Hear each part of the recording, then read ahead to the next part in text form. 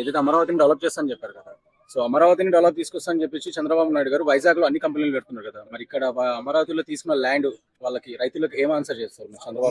ప్రతి రైతుకి సమాధానం చెప్పగలడు చంద్రబాబు నాయుడు గారు. ఎందుకంటే రీసెంట్ గా ఇప్పుడే ఒక అరగంట ముందే అమరావతిలో ఏం జరుగుతుంది, ఏం ఆగిపోయింది, ఎక్కడ ఏమేం జరుగుతున్నాయి అనేది ఒక వీడియో సోషల్ మీడియాకి ఇవ్వడం జరిగింది గవర్నమెంట్. ఆ వీడియో చూసిన తర్వాతనే నేను చెబుతున్నాను విషయం. అమరావతి అనేది చాలా తొందరగా అవుతుంది. ఇంత తొందరగా ఆ పనులు ఆగిపోయిన బిల్డింగ్లు కానీ అన్ని ఇంత తొందరగా అయినాయా ఒక ఆశ్చర్యాన్ని కలిగించింది. నారాయణ అంటేనే కొద్దిగా మెతగా అని అనుకునే మా లాంటి వాళ్ళకి ఒక రిజల్ట్ అనేది ఈ రోజు కనపడింది. కంపల్సరిగా నేను చెబుతున్నాను, 2 సంవత్సరాల్లో అమరావతి గురించి 2 సంవత్సరాలే మాట్లాడే తర్వాత ఒక్కడు కూడా మాట్లాడు. ఓకేనా? అట్లాగే కొన్ని పొల్యూషన్ కంపెనీలు ఉన్నాయి. ఆ కంపెనీలు ఏం చేస్తున్నాయంటే వైజాగ్ సముద్రం ఉందని ఆలోచన ఉంటున్నాడు. ఏంటంటే ఇటు పడతలా, ఇటు చీరాల బీచ్ ఉంది, బాపట్ల బీచ్ ఉంది, ఒకప్పుడు వ్యవసాయ ఇంజనీరింగ్ కాలేజీ, కెమికల్ కానీ అన్ని హైదరాబాద్ రాకముందు హైదరాబాద్ లో వ్యవసాయ ఇంజనీరింగ్ కాలేజీ పెట్టకముందు బాపట్ల ఇంజనీరింగ్ కాలేజీ